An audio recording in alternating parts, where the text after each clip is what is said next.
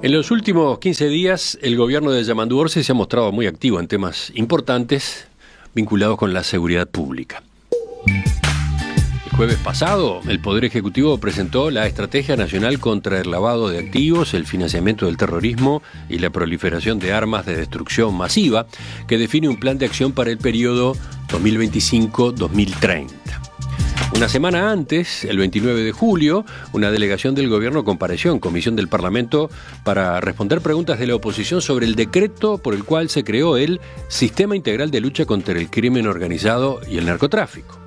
Y el lunes previo, el Ministerio del Interior puso en marcha los encuentros por seguridad, o sea, la segunda fase del proceso de elaboración del Plan Nacional de Seguridad Pública, que se va a aplicar desde marzo del año próximo en adelante.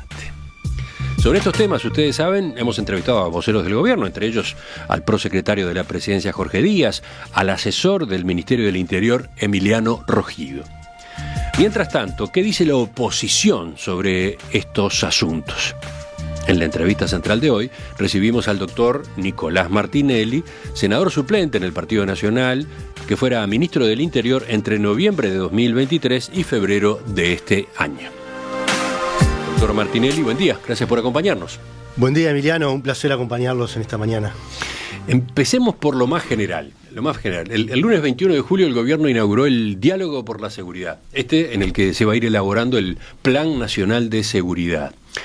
Según se informó, esta fase, que va hasta diciembre, va a centrarse en el diálogo con más de 100 organizaciones de la sociedad civil, partidos políticos, academia, instituciones del Estado, mientras el Ministerio va redactando una propuesta técnica que recoja las ideas que surjan en los intercambios. ¿Qué le parece este mecanismo, esta iniciativa?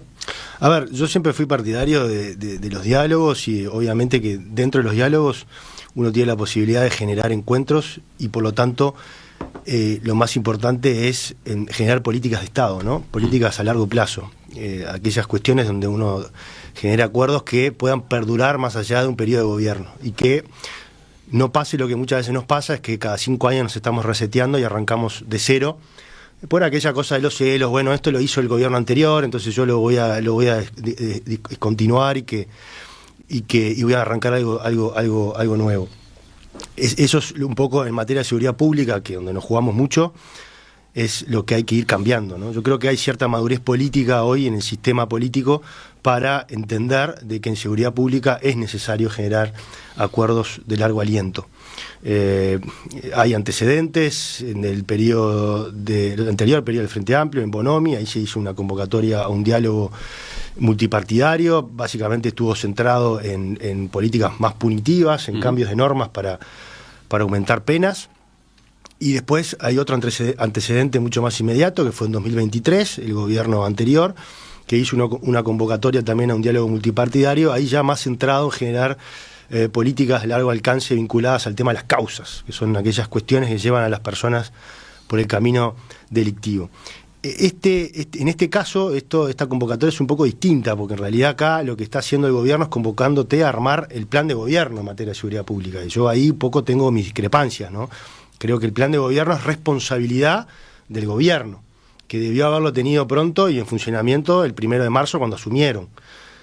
Porque en definitiva vos hiciste toda una campaña política criticando en gran parte la seguridad pública y tenías un plan que lo presentaste en la Corte y resulta que cuando llegás el 1 de marzo decís no tengo plan de gobierno en materia de seguridad pública, lo voy a tener recién para mayo del 2026 y además voy a convocar a todos para hacerlo. El ministro Negro dijo, esta es la principal preocupación del uruguayo desde hace décadas, sin embargo, nadie ha logrado dar soluciones esperadas.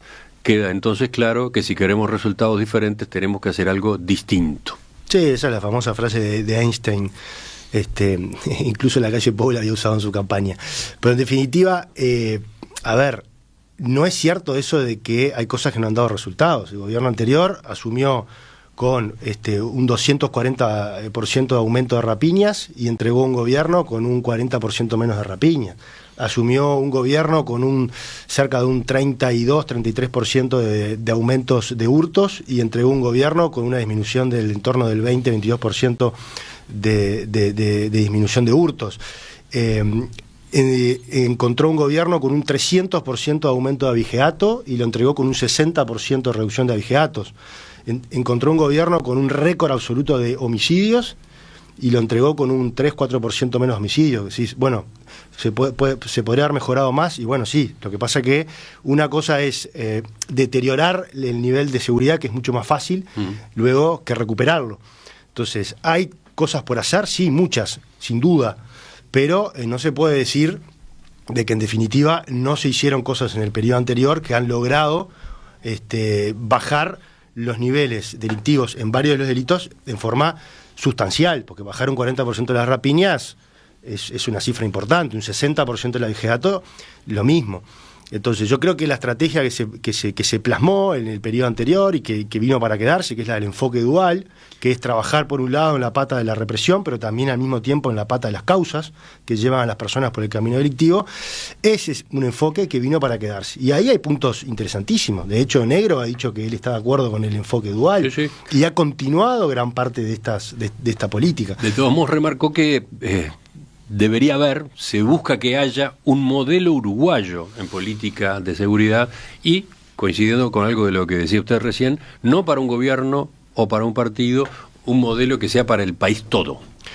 A ver, yo estoy de acuerdo en generar acuerdos multipartidarios. Lo que no estoy de acuerdo es que armarle un plan de gobierno al gobierno, porque eso es responsabilidad del gobierno. De hecho, un plan de gobierno tiene matices ideológicos de los cuales podemos discrepar, por eso es responsabilidad del gobierno.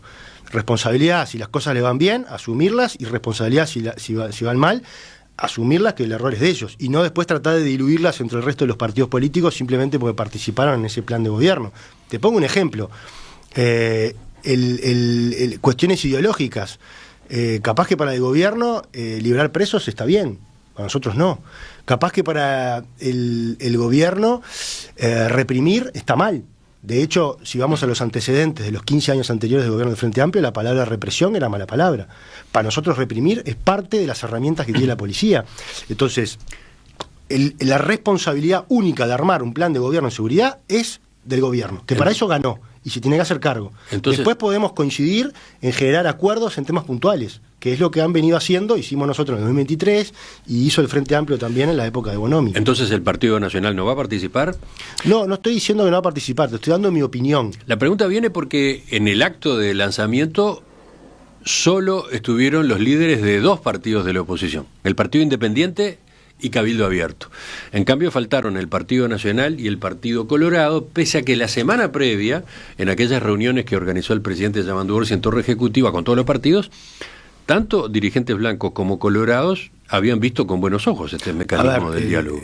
Dos cosas. Yo no fui invitado al diálogo. No sé si fue un error de protocolo de comunicación del Ministerio Interior, pero no fui invitado. O sea si a usted lo hubiesen invitado al acto de lanzamiento, ¿habría ido? Yo siempre voy. Ajá. Yo siempre voy, pero yo creo que el Ministerio ahí tiene un problema con el tema de las comunicaciones y las invitaciones, porque no llegan nunca, ni siquiera para inaugurar obras que las iniciamos nosotros, pero bueno. ¿Ha pasado eso? Sí, ha pasado eso, pero bueno, tema aparte. A la salida de lo que tú decías, el presidente del directorio, Álvaro Delgado, en la oportunidad de la invitación que le hicieron a concurrir, él manifestó estar de acuerdo con el diálogo para acuerdos puntuales, así lo dijo. Como los que se venían haciendo y como los que ya hay ejemplo a lo largo de los últimos 10 años en nuestro país. Pero no entró en el tema de armar un plan de gobierno que, repito, entiendo yo que es responsabilidad del gobierno. Pero entonces, ¿qué va a pasar? Bueno, porque se supone que dentro del diálogo va a haber un esquema, un canal dedicado solo a partidos políticos, ¿no? Bueno, eso será un poco lo que tendrá que discutir el Partido Nacional internamente. Yo creo que... A ver, no hay ningún inconveniente en que se manden delegados para escuchar, para estar presente y eventualmente para generar propuestas. Pero desde el punto de vista de las propuestas puntuales, así por lo menos lo entiendo yo. Por ejemplo, tenemos un tema puntual con las cárceles. ¿Nos preocupa? Sí. Bueno, ¿qué queremos hacer? Y algunas propuestas indican que hay que descentralizarlo. Perfecto. Hay una propuesta muy puntual donde todos estamos de acuerdo y podemos avanzar. Otra propuesta. Hace tiempo que se habla de que deberíamos generar un establecimiento, no sé si llamarlo de cárcel o rehabilitación, por así decirlo, para abordar temas de personas que son adictas. En lugar de mandarlos al régimen general de prisión, mandarlos ahí. Bueno, hay oportunidades. Hay un edificio que ahora cuando se termine de la construcción de la cárcel nueva de mujeres en Punta Rieles, se va a liberar lo que hoy es la cárcel número 5 de mujeres. Ese edificio antiguamente era un hospital psiquiátrico. Sí, bueno, sí, ahí Colombo, tiene... el Musto, el viejo Musto. Ahí tiene las condiciones necesarias como para repararlo y recuperarlo y hacer un centro de adicciones.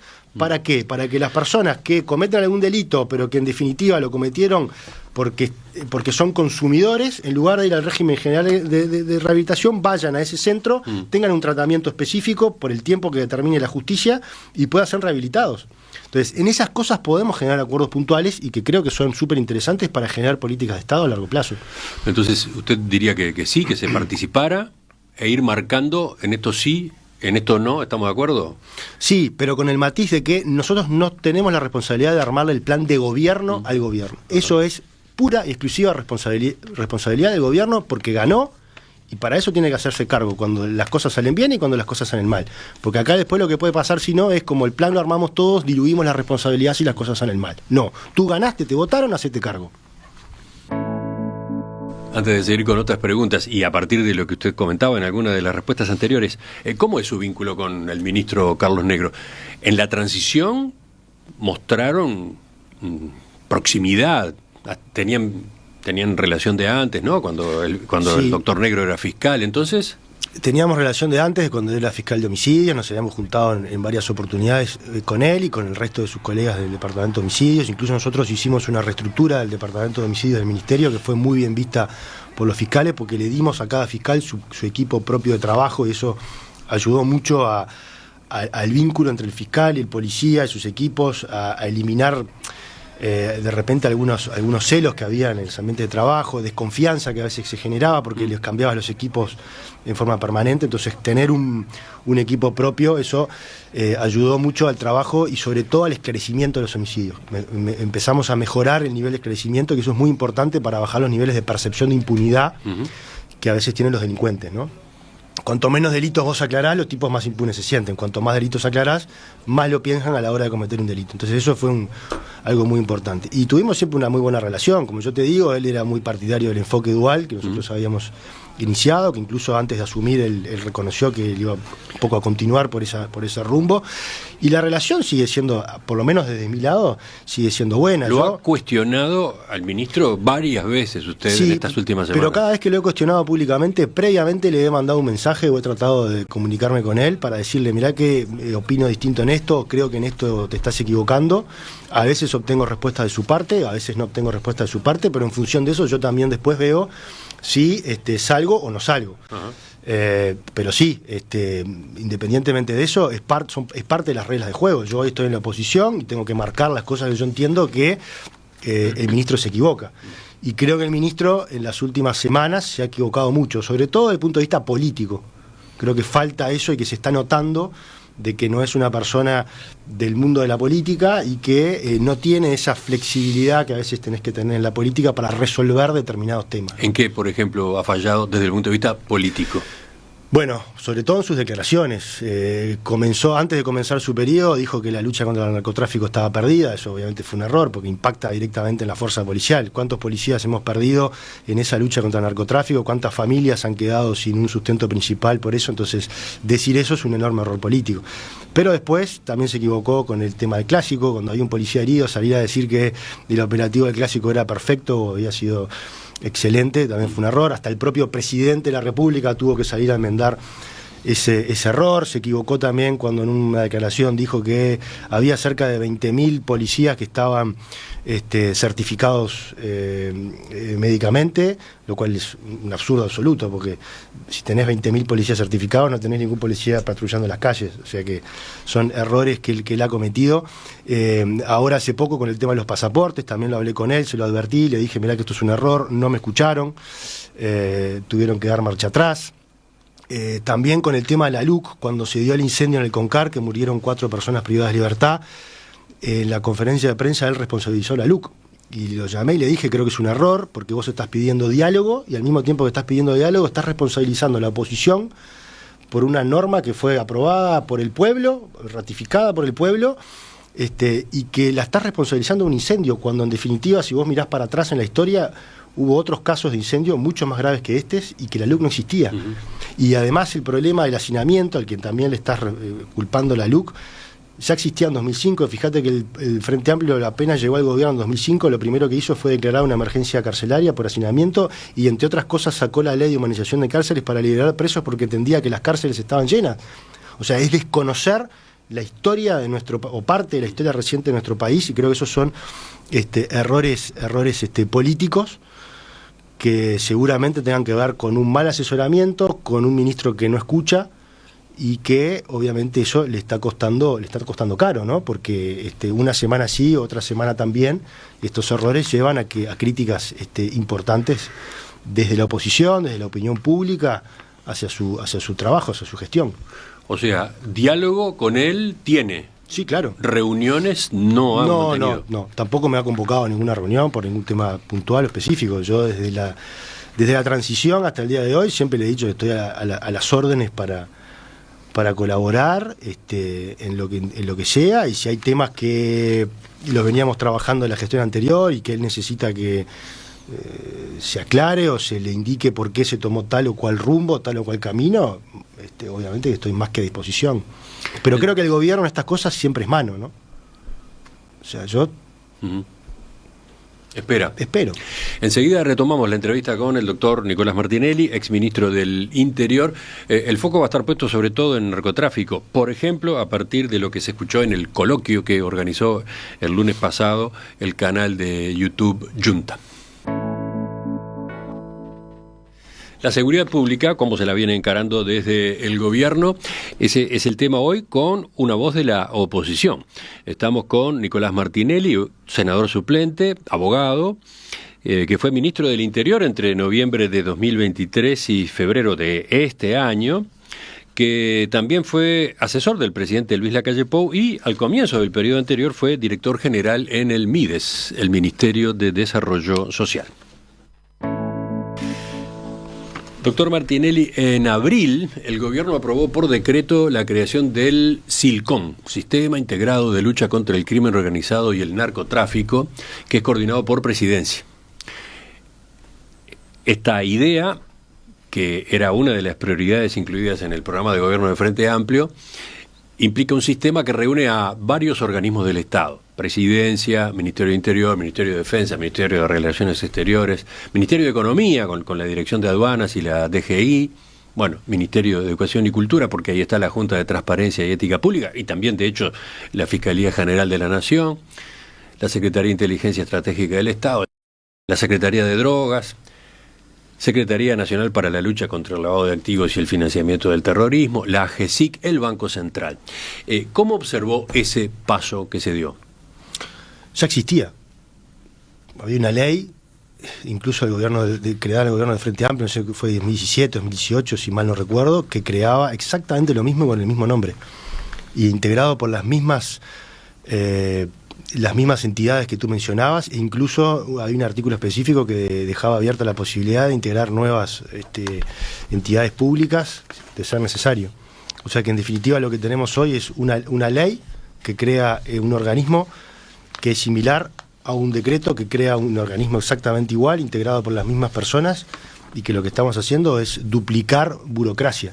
Pero a ver, en el gobierno de Lacalle Pou, ¿funcionó este sistema que usted dice existía por ley? Sí, funcionó, pero lo que pasa es que funcionaba en la órbita de, como tú decís, de la presidencia, creo que era la prosecretaría de presidencia, si mal no recuerdo. No dependía del Ministerio del Interior. El Ministerio del Interior tenía un delegado, como lo tenía Defensa, como lo tiene el Banco Central u otros organismos que lo integraban. Ahora es lo mismo, ahora es lo que te estoy diciendo, es lo mismo, es exactamente igual. La única diferencia que hay entre la ley y el decreto es que ahora con el decreto se le saca el control parlamentario, porque con la ley todo lo que hacía esta comisión de trabajo tenía la obligación de presentarle a la Asamblea General todos los años el resultado de sus trabajos. Ahora, con este decreto, se saca del ámbito de esta comisión ese control parlamentario. De hecho, creo que hace poco estuvo el prosecretario de la Presidencia, Jorge Díaz, en el Parlamento, y una de las cosas que se le dijo fue esto, y entiendo yo que quedaron de subsanar ese problema. Sí. Pero en definitiva, la discusión fue si tenía que salir por decreto o por ley.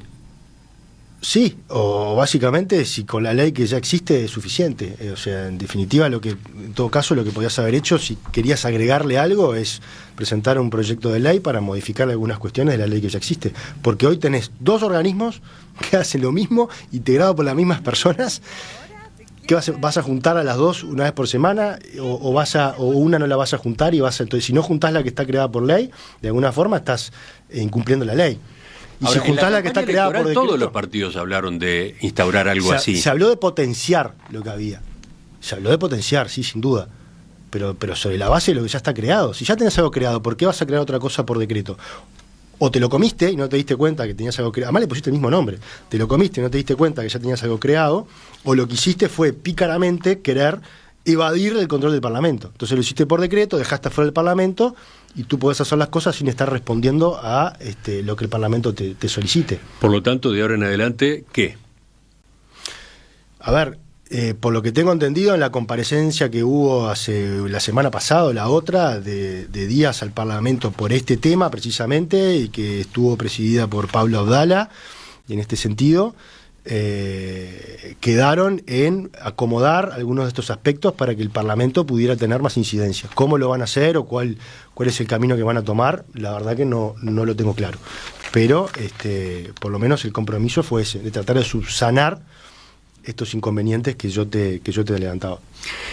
Hablando de narcotráfico, en esta discusión, a propósito de un asunto sin duda pesado, importante, inquietante, ¿cómo observó el desarrollo del lunes de la semana pasada de este coloquio que organizó el canal digital Yumta? Me parece interesante que se generen este tipo de coloquios y debates y que intervenga la academia y los políticos y que surja información y debate sobre estos temas, ¿no? Yo siempre dije, de hecho fui uno de los responsables de acercar a la academia al Ministerio del Interior, porque siempre dije que hay poca bibliografía sobre el tema de seguridad pública en Uruguay y que está bueno generar investigaciones y muchos insumos para que después los políticos a la hora de tomar decisiones tengan más elementos para tomar decisiones. En esta instancia puntualmente estuvo el presidente de la República, y expusieron tres expertos: el politólogo uruguayo chileño Juan Pablo Luna, el investigador estadounidense Benjamin Lessing y el sociólogo argentino Marcelo Saín, que fue ministro de Seguridad de la provincia de Santa Fe. Sí. Además, llamó la atención, diría que positivamente, el público que se hizo presente, ¿no? Numeroso, calificado, incluyó autoridades nacionales, los principales dirigentes de todos los partidos políticos, líderes empresariales, operadores judiciales, embajadores. ¿Usted estuvo? Sí, me invitó Gabriel Pereira, que es el organizador, y por supuesto que fui, porque es un tema que me interesa además estar actualizada, y me interesaba escuchar lo que tenían que decir los exponentes, sin perjuicio de que en algún caso yo ya los he escuchado con anterioridad. Pero, ¿cómo vio ese entorno, esa expectativa que generó en tantos actores? Son un poco exponentes del apocalipsis, ¿no? O sea, como que todo está mal, todo lo que se viene es oscuro, es negro. Expertos. Sí. Y es un poco también la visión que yo a veces lo he comentado con él, de Gabriel Pereira, ¿no? Gabriel hace muchos años que viene diciendo que Uruguay tiene problemáticas mucho más grandes de las que en realidad lo tiene. Y creo que estos tres expositores un poco fueron por esa línea, ¿no? Hay que decir que un poco más que acá estaba todo mal. Y en definitiva yo creo ni que está todo bien, pero tampoco está todo mal. O sea, Uruguay es un país que está bastante lejos, a años luz, te diría yo, de lo que está sucediendo en otras regiones o en otros países, no solo del continente de América del Sur, sino también del continente americano en general, sumémosle a América Central. Entonces, me llamó mucho la atención, por ejemplo, el argentino que vino, un tipo que fue ministro de Seguridad de la provincia de Santa Fe, donde está su capital, Rosario. Fue ministro durante 3 años y dejó los peores índices delictivos de la historia de la ciudad de Rosario. Y viene acá a darnos cátedra, que además, entre otras cosas, se tuvo que ir por escándalos de corrupción. Entonces, que un tipo de esos venga a darnos cátedra acá de lo que hay que hacer, porque en definitiva, si él aplicó en Rosario lo que vino a decirnos acá que teníamos que hacer nosotros, le fue muy mal. La evidencia es abrumadora en su contra. Entonces, yo creo que vino acá más que nada a sostener una postura más política que técnica de esto de que, bueno, hay que transar con el crimen organizado, que para mí es un horror. Esa fue una de las discusiones que quedaron latentes, ¿no? Exactamente. ¿Cómo se hace? ¿Cómo se enfrenta al narcotráfico? Y básicamente ¿Cuánto se acuerda o no se acuerda? Y básicamente lo que pusieron arriba de la mesa es que hay que transar con el crimen organizado. Es tan peligroso como decir que la lucha con el narcotráfico está perdida. Entonces a mí eso me llamó la atención. Yo por lo menos que los escucho con capacidad crítica, capaz que otros aplaudieron. Pero a mí eso me llamó muchísimo la atención.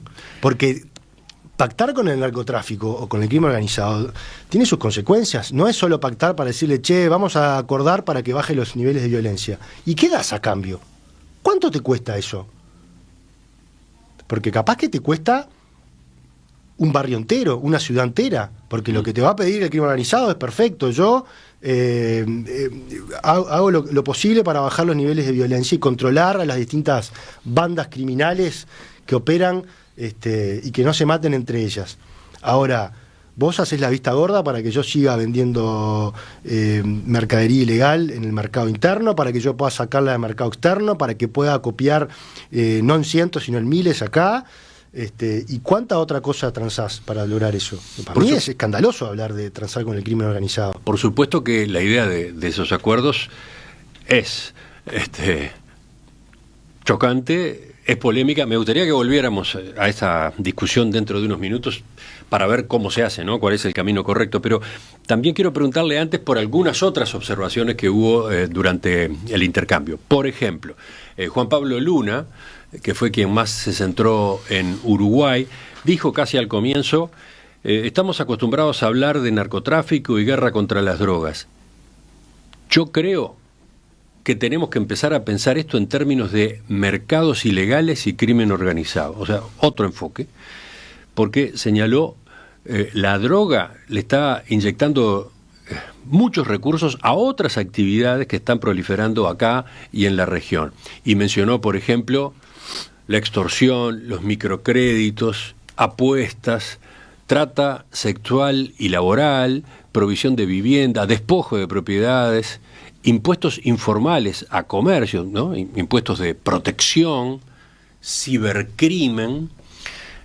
Hoy la economía del narcotráfico y del crimen organizado funciona más bien en cooperativas, negocios sofisticados que hacen que el lado criminal tenga un nivel de diversificación y sutileza.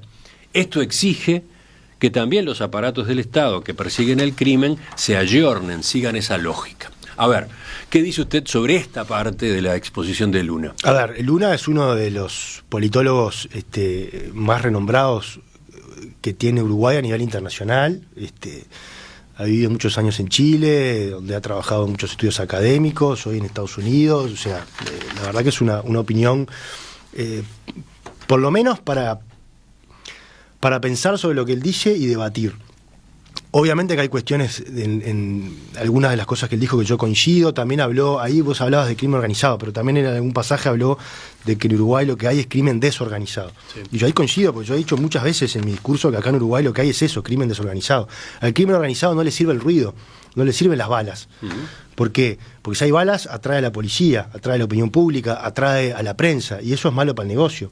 Entonces, lo que vemos que pasa en el Cerro Norte, en Marconi, cuando andan una banda mostrando poderío de fuego y arriba de un techo y la otra a 2 o 3 cuadras lo mismo, es crimen desorganizado.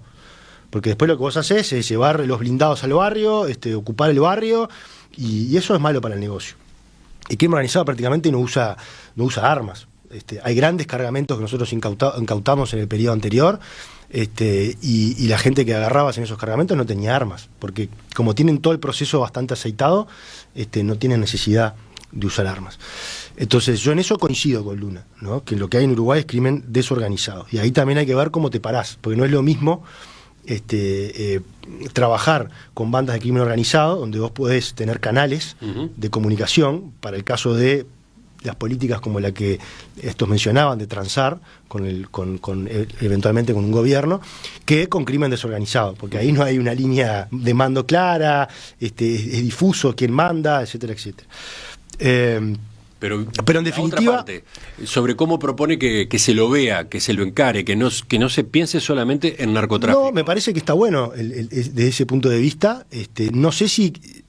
Estoy de acuerdo con que hay que la policía también tiene que irse ayornando. Y de la mano de ayornamiento de la policía también la tecnología. Hay un montón de cuestiones que hay que irse preparando. Yo me acuerdo de hace como 3 años atrás que nosotros visualizamos lo que se venía con el tema de los ciberdelitos. Y empezamos a potenciar de alguna forma la unidad de ciberdelitos. Me acuerdo también a hablar con el anterior director de Policía Nacional y haberle dicho, mirá, yo a la policía la veo entre unos años llenando vacantes más con personas vinculadas al mundo tecnológico con el típico policía vestido de azul. ¿Por qué? Porque las nuevas tecnologías nos van a exigir contratar desarrolladores de software, visualizadores de imágenes, analistas en imágenes, un montón de cosas que de repente, ¿por qué? Porque incluso de repente vamos camino a que el patrullaje se haga de otra forma distinta, desde un centro de comando quizás, o con formas más robotizadas que el típico patrullero dando vueltas o la policía caminando por las calles. Entonces, todo eso también requiere de enfoques distintos. Lo mismo que dice Luna, bueno, vamos a pararnos desde este lado, y eso requiere trabajar con una policía más moderna, más capacitada en otro tipo de delitos. Bueno, es parte de el mundo que se nos viene, de la inteligencia artificial y todos los desafíos, las estafas que también han venido creciendo, el ciberdelito, los ciberataques a nivel de las instalaciones críticas del Estado.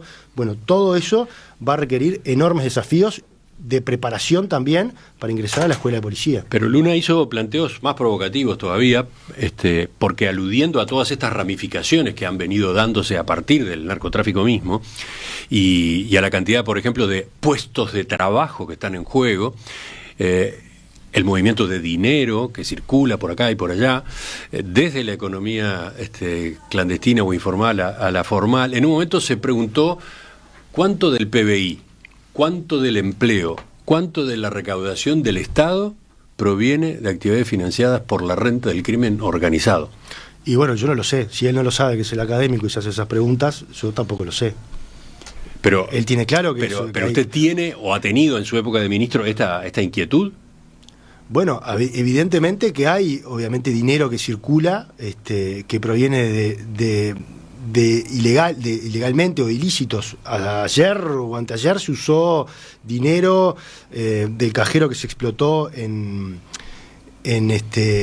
Carrasco, y que ahora apareció, no sé si era una máquina tragamonedas o dónde, pero apareció ese dinero.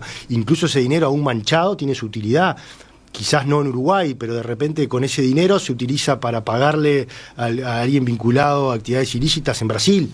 Y el de Brasil lo utiliza para pagarle a otro proveedor vinculado a actividades ilícitas en Colombia, y de Colombia a México, y así sucesivamente. Y de repente es dinero que se mueve dentro de un mercado ilegal, pero que nunca llega en definitiva. Tiene un valor en el mercado ilegal, pero de repente, como está entintado, nunca llega al mercado legal, digamos, ¿no? Porque vas a pagar con eso un hábitat, te van a decir este billete está entintado. Entonces, pero no deja de tener su valor en el mercado ilegal. Pero en definitiva son todos desafíos que se nos vienen. Yo no tengo el monto de cuánto es lo que mueve la economía o el PBI de Uruguay proveniente de ese mercado ilícito. Creo que ni siquiera Luna lo tiene, porque en definitiva, si lo planteas desde el punto de vista de la interrogante o de las preguntas, es porque no tiene a ciencia cierta un trabajo académico que nos pueda decir, bueno, cuánto de este dinero, como tampoco tenemos, por ejemplo, a ciencia cierta cuántas armas ilegales están circulando por Uruguay. Siempre se ha dicho que es más del doble de las armas legales. Yo qué sé, no sé. ¿De dónde surge esa cifra, de esa estimación? ¿Hay algún trabajo efectivo que yo me pueda parar para sostener eso? No lo hay. Pasó después por el lavado de activos. Allí dijo, por un lado, que desde el exterior Uruguay es visto como un hub regional en esta materia, y a continuación presentó 2 fotos de 2 barrios de Montevideo y les preguntó a los asistentes al coloquio en cuál de los 2 lugares creían que había más renta criminal. La primera foto mostraba un asentamiento de una zona periférica de la capital y la otra mostraba la Rambla de Pocitos. ¿Cómo le sonó ese desafío? Lo mismo, el académico él es el que tiene que presentar la evidencia. Si la tiene, que le aporte a la Fiscalía de Lavado de Activos, y en esos casos se podrán hacer investigaciones al respecto. A mí no me consta eso. No me consta ni para afirmarte lo que está diciendo, ni para negártelo. Lo que él señaló es, habitualmente en las noticias está la primera foto, ¿no? La violencia y los presos salen de la primera zona de Montevideo que él mostró, pero la renta grande de ese mercado está en el otro lado. Pero eso es como decir que el narco más encumbrado vive en un barrio privado, no sé, donde se te ocurra. ¿Y cómo sabes eso? Pasa, hemos encontrado casos. Sí, como hemos encontrado también de los otros. O sea, yo no tengo evidencia para eso, para contestarte esa pregunta. Creo que tampoco él la tiene, por eso hace esos planteos. Ahora, ¿esos planteos son apocalípticos o en definitiva se hacen para que nosotros pensemos fuera de la caja? Si lo haces para pensar fuera de la caja, me parece bueno, es un buen ejercicio. Si lo haces con una posición apocalíptica, tenés que tener mucha más evidencia de la que tenés simplemente para mostrar esas fotos y decís dónde vos creés que está la mayor renta. Porque en definitiva no tenés evidencia para aportar al respecto. Otra forma de leerlo es... Y que lo diga un académico que tiene que basarse en la ciencia, me parece por lo menos preocupante. Otra forma de leerlo es, ya existen tolerancias, ya existen, no sé si llamarlo pactos o acuerdos, pero se está dejando que corra una parte del narcotráfico, del crimen organizado y su dinero. De vuelta, a mí no me consta de ningún pacto, yo jamás pactaría con ningún narcotraficante, jamás. Ni permitiría, si yo estuviera a cargo como lo tuve, o el día de mañana volviera a tener a cargo la política represiva del país, no pactaría con nadie vinculado al crimen organizado. De vuelta, si él como académico tiene esa evidencia porque ha hecho estudios y la tiene, que la ponga arriba de la mesa porque es evidencia fundamental para generar líneas de acciones en fiscalía, llámese de crimen organizado o lavado de activos. Otra anotación que hizo tuvo que ver con las cárceles, con el hacinamiento que las caracteriza, con las malas condiciones de reclusión.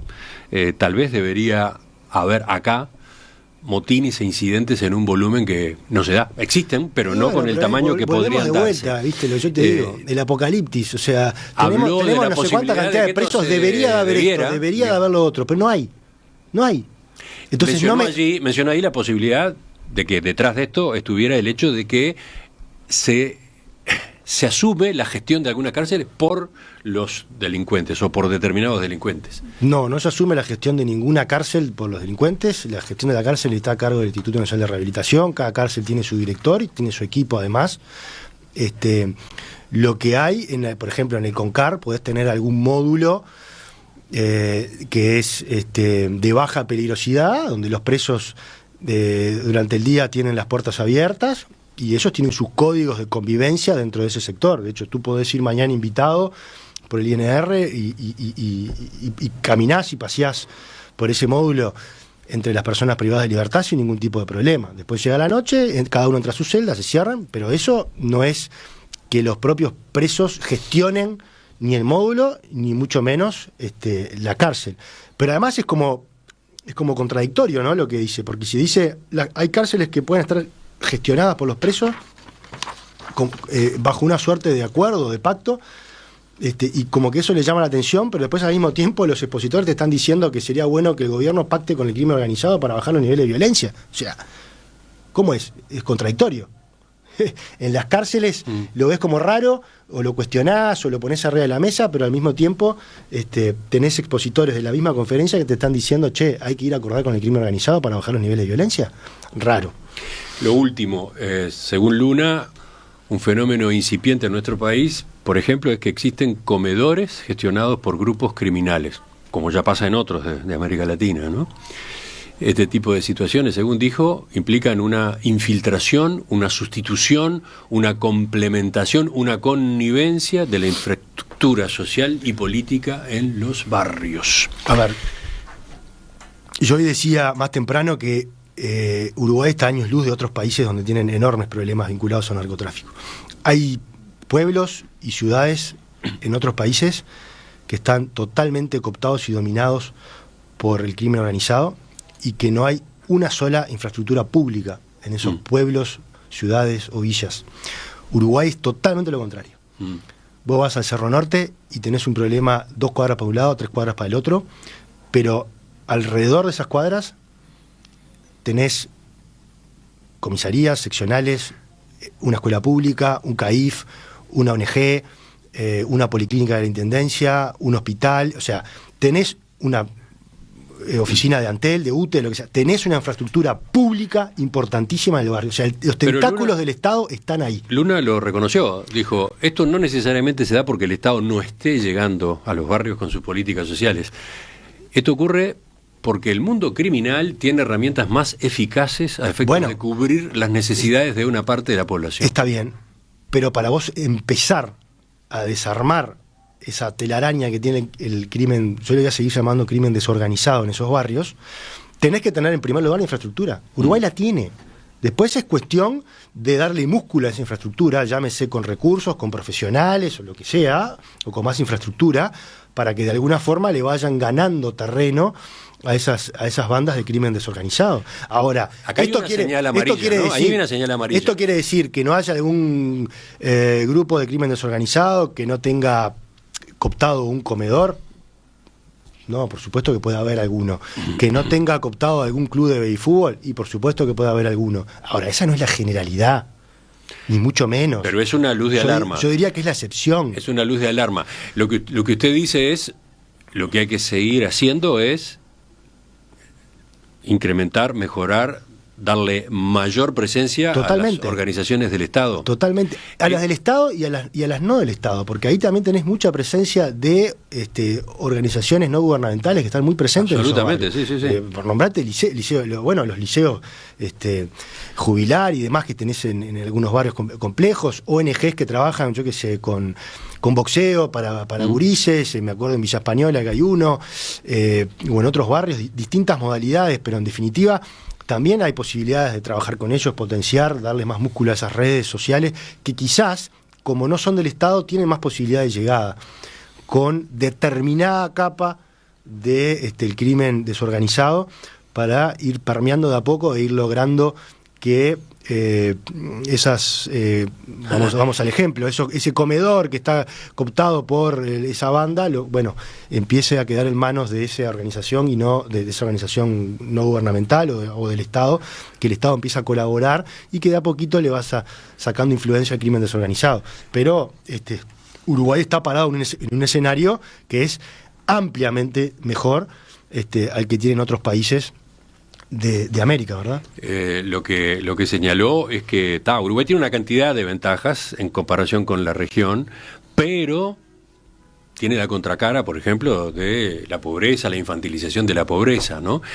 Y por lo tanto, para niños, jóvenes, hoy está el dilema, ¿no? De para dónde se vuelcan. Es quizás más fácil optar por un empleo que le provee el crimen desorganizado, que seguir por el camino de la escuela, la formación, la búsqueda después de un puesto de trabajo formal, ¿no? Sí, sin duda es muy tentativo cuando vos vivís en un barrio y ves que hay un chico que capaz que se crió contigo y que anda en un auto 0 kilómetros, se compró los últimos championes y tiene una vida bastante más exuberante que la tuya, y vos decís, che, yo estoy yendo todos los días a estudiar y no me da la plata y tengo los championes rotos, no tengo ese auto y lo quiero tener.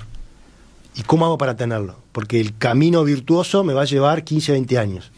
Ahora, por este camino capaz que voy mucho más rápido. Me junto con él, le digo, ¿qué haces? Me tira un laburito para llevar mercadería de acá allá, me va pagando y capaz que en una semana me compré los championes nuevos. Esa carrera está planteada entre el Estado y eso otro, ¿no? El crimen desorganizado y los mercados ilegales. Obviamente que eso está planteado, y incluso también tiene que ver con este mundo que avanza tan rápido y que uno quiere todo para ahora. Porque hace 100 años atrás, capaz que vos te comprabas las últimas prendas o adquirías determinado artefacto y yo ni me enteraba, o estaba años para enterarme. Entonces, tampoco estaba eso de la envidia. Ahora, vos te compras un auto 0 kilómetros y yo en la misma tarde me enteré que vos andabas en un Ferrari. Entonces, yo quiero ese Ferrari también. Pero no quiero esperar 15 años para tenerlo, quiero ahora, ya. Entonces, también eso complota, digamos, contra los intereses que todos tenemos de que estos chicos no opten por ese camino de obtener las cosas más rápido. Y ahí es muy importante la educación y los códigos y los valores, no solo familiares, sino también de lo que se enseña y de los valores que se entregan dentro de las aulas, ¿no? Es tremendamente importante. Pero bueno, eso también es parte del desafío que se tiene, no solo fuera, sino también dentro de los establecimientos penitenciarios, porque ahí es donde el Estado se da una segunda oportunidad, ¿no?, de tener a las personas que tomaron el camino equivocado, cometieron un delito, están hoy recluidos, y ahí el Estado tiene la posibilidad de volver a tenerlos en un aula, llevar la educación pública, llevar a la UTU, llevar a la UDELAR, llevar asistentes sociales, psicólogos, llevar al MIDES para que los revincule con la familia. Muchos de ellos perdieron los vínculos por temas de droga con la familia. O sea, hay un trabajo para hacer afuera muy importante y hay un trabajo para hacer dentro también muy importante, que son grandes desafíos. Y ¿sabes qué? Acá es donde hay que tener políticas de Estado, porque los resultados de todo este trabajo social no son de un día para el otro, llevan muchos años. Y por eso es necesario tener luces largas, por eso es necesario tener políticas de Estado. Por eso nosotros en 2023 convocamos un acuerdo multipartidario para trabajar precisamente en estos temas, en los temas vinculados a las causas, ¿verdad? Para que Uruguay se dé una oportunidad de que haya políticas y programas y proyectos que no importa quién gobierne puedan ir perdurando en el tiempo. Porque si yo te hago una reforma educativa, ¿cuántos años me demora la reforma educativa en darme resultados para saber si la hice bien o la hice mal? 15 años, 20 años, una generación. Entonces, si yo cada 5 años me estoy reseteando, y muy difícilmente logre los resultados. Y por eso, mientras le damos tiempo a las políticas sociales de dar resultados, que hay que tener paciencia, tenemos que trabajar en la parte de represión. Si vos no reprimís, no contenés el delito y no le das tiempo a las políticas sociales de obtener resultados. Y la represión, en el caso concreto del crimen organizado y el narcotráfico, ¿cómo es? ¿Cómo la describe? Tiene que ser inteligente, obviamente, tiene que ser con tecnología, con inteligencia. De hecho, hay una unidad de inteligencia entre la policía, con investigación, con gente formada, profesional.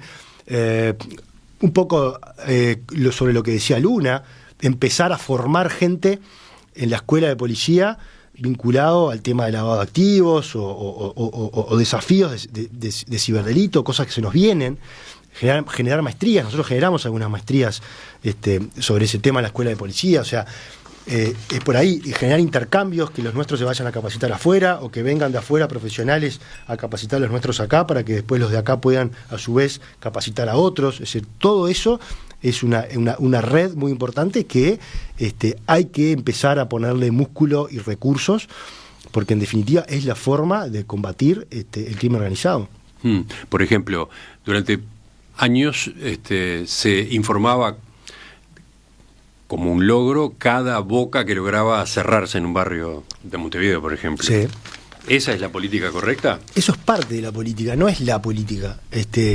Vos podés tener una política de cierre de bocas, que lo podés hacer, el gobierno anterior, por ejemplo, lo hizo a nivel de las jefaturas departamentales. Entonces, al darle esa tarea a las jefaturas departamentales, lo que hizo fue descomprimir a la Brigada Nacional de Drogas. Y le dijo a la Brigada Nacional, vos ocupate de los temas grandes, ocupate de los grandes cargamentos, ocupate de los peces gordos. Entonces, eso... si vos mirás los números de lo que se incautó, de las bocas que se cerraron, de los allanamientos del último periodo en comparación con los anteriores de Frente Amplio, este último fue abrumadoramente mucho más grande. ¿Por qué? Porque en el anterior todo se concentraba en la Brigada Nacional de Drogas, no daba abasto. Entonces, esta descentralización que se hizo y este juego en equipo que se hizo dio muy buenos resultados. Entonces, la Brigada Nacional de Drogas, para incautar grandes cargamentos... La boca que se cierra en una esquina se vuelve a abrir a una cuadra. Pero ese es el trabajo del día a día. Pero yo te estoy hablando ahora de lo que hace la Brigada Nacional. Eso es un trabajo de meses, de meses. Vamos al ejemplo del cargamento del otro día. El cargamento del otro día, yo no sé, escuché en algún lado que había entrado en noviembre. O sea, capaz que la Brigada Nacional lo estaba vigilando desde noviembre. Pero vos no actuás enseguida. Porque si vos actuás enseguida, como pasó ahora, que yo la verdad que no sé qué es por qué motivo actuaron tan rápido. Al final, ¿a quién agarraste? Al chofer del camión, a 2 peones y a un pobre tipo que le alquilaron el rancho de lata donde vivía para poner la mercadería. ¿Y los peces gordos dónde están? Me los agarraron. Ahora, entonces, ¿cuántas veces han caído peces gordos en los últimos años? Muchas. Lo que pasa es que a veces son tipos que vos ni te enterás, no son de renombre, no son un Pablo Escobar, pero han caído. Lo que pasa que son tipos que viven como vivía Moravito, que nadie sabía ni quién era Moravito. viven insertos en la sociedad, se mezclan con nosotros y capaz que vos no sabés ni quién son. Y cuando caen, no te enterás. Pero a lo que voy es que el trabajo de la Brigada Nacional es mucho más complejo, porque de repente vos sabés que tenés un cargamento grande, te ves tentado a entrar a la finca y agarrarlo, pero vos estás buscando más arriba. Entonces vos tenés que vigilar esa mercadería durante meses para saber quién va a la chacra, el que va a la chacra después a dónde va, a qué casa vuelve, con quién se vincula con empresarios, se vincula con determinados barrios, quiénes son los que le van a comprar, etcétera, etcétera. Y eventualmente, si pasa que algún día el que está vigilando la casa dice, mirá, hay un camión, van a sacar la droga, podés hacer entregas vigiladas también. Podés avisarle a Interpol, decir, esta droga la están sacando y en este momento, desde la playa tal, la van a poner en tal barco, y le avisás al puerto de Hamburgo o al puerto que quieras que va la mercadería. Eso se ha hecho un montón de veces. Uruguay lo ha hecho, grandes cargamentos que se han agarrado en Europa, pero la entrega vino vigilada desde acá. Entonces eso te permite agarrar a los peces gordos. ¿Qué dice, y para esto ya voy terminando, qué dice del anuncio que se hizo el jueves pasado cuando el Poder Ejecutivo presentó la Estrategia Nacional contra el lavado de activos, financiamiento del terrorismo y proliferación de armas de destrucción masiva? Bueno, es lo que hablamos un poco al principio, ¿no? Es parte de un decreto que en realidad ya existía por ley, hay una duplicidad de tareas, hay que ver cómo lo resuelven. Algunos de los anuncios que esta yo es la Estrategia Nacional, en la que se procura a ver, me parece bien, una gestión más eficiente, porque una de las observaciones que se hace es de que en esta materia, lavado de activos, hay pocos resultados. Y, por ejemplo, que el periodo de gobierno anterior mostró pocos resultados. Pero si hay pocos resultados, si una de tus propuestas es eliminar la Fiscalía de lavado de activos, va a haber menos resultados. Yo creo que al revés. Tenés que potenciar, crear más fiscalías de lavado de activos para que sean más activas, ponerles parámetros de rendimiento dentro de Fiscalía para obtener resultados, que las causas no demoren más de determinado tiempo, o sea, estar arriba de esa gestión. Después también vi que dentro de la propuesta se estaba proponiendo abrir una oficina de inteligencia creo que en Rivera. Bueno, ya está, la inauguramos nosotros, el periodo pasado la inauguré yo. Es más, inauguramos una media binacional, porque el mismo día inauguramos una del lado de Santana y inauguré yo la nuestra del lado de Rivera. Después también hablaba del Chuy. Nosotros hicimos una cantidad de operativos junto con las Fuerzas Armadas que nunca se había hecho, de trabajo en conjunto. Como las Fuerzas Armadas tienen la jurisdicción de los primeros 20 kilómetros de la frontera, hicimos varias actuaciones en conjunto con ellos para controlar y fiscalizar. Es decir, que hay mucha cosa que se ha hecho, que se viene haciendo. Eso no quiere decir que no haya margen para seguir potenciando y para hacer cosas nuevas. En definitiva, el crimen, como el delito, se va moviendo, se va reconvirtiendo, y vos tenés que irte adaptando a esa estrategia, como nos pasaba con el PADO. El PADO en su momento, en la época de Bonomi, era dinámico. Era estático. El policía estaba parado en una esquina y no se podía mover. Llegamos nosotros y nos dimos cuenta que había que hacerlo dinámico. ¿Por qué? Porque el delito se movía de un lado al otro. Entonces vos tenías que darle las herramientas y las potestades al policía, que se pudiera mover para ir detrás del delito. Y esto es lo mismo. El crimen organizado también usa y va cambiando sus estrategias y va comprando nueva tecnología, y vos tenés que ir comprando tecnología mejor e irte adaptando a cómo se mueve. Doctor Nicolás Martinelli, ex ministro del Interior entre noviembre de 2023 y febrero pasado, y agradezco que nos haya acompañado esta mañana. Muchas gracias a ti, Emiliano, ha sido un placer acompañarte. Volvemos a conversar en cualquier momento.